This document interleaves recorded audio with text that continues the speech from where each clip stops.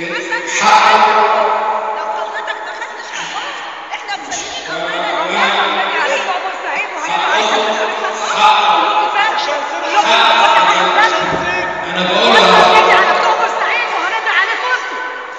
انا بقولها وبعيدها دم شهداء بورسعيد ابنائكم وابنائنا في رقبتنا وفي رقبتي انا ومؤسس الاداره شخصيا. واتمنى ان انا ما اتكلمش انا بتعود حياتي انا في حياتي بتعود ان انا اقول ان احنا عملنا او ما عملناش، لكن هتلاقوا ان الناس بتشتغل عشان نجيب هذا. انا النهارده عندي ناحيه قانونيه يتكلموا عليها بس في البيت يعني، وبعد كده هنقول ايه اللي احنا شايفينه نقدر. بسم الله الرحمن الرحيم. انا احب اول ااكد ان دم شهداء الاهلي مش راح تروح غلط. فمجلس الاداره بحاجه للحوار مستمر من يوم الخميس ثاني يوم الحادث، وشكل لجنه انا بتشرف برؤيتها مع مستشار اسامه بيل ومستشار اكثر واستاذ رجاء عطيه وهو من اشهر المحامين الجنائي في مصر.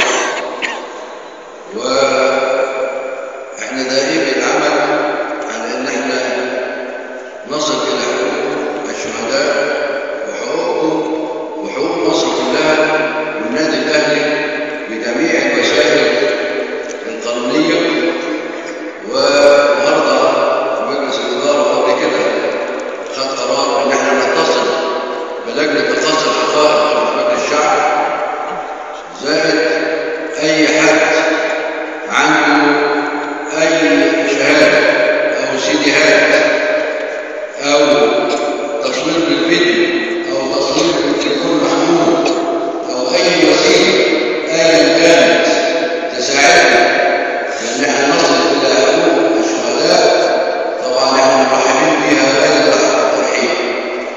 النهارده الظهر برضه مجلس الاداره خد قرار بالتدخل فورا مع النيابه العامه قبل رفع الدعوه عشان نباشر التحقيقات مع النيابه العامه خطوه بخطوه.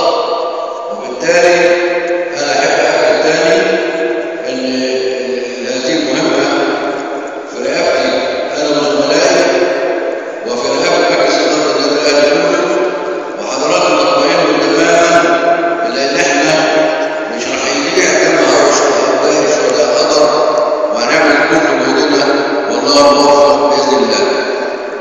كل عام في يوم الشهيد، يوم الشهيد ده اللي هنفتكر فيه أبنائكم وأبنائنا وأبناء النادي الأهلي اللي توفوا وأصبحوا شهداء.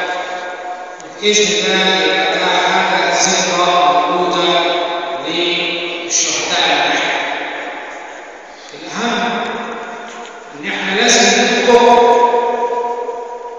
دم أولادنا ده في العالم، وهنقدر نجيب وهنقدر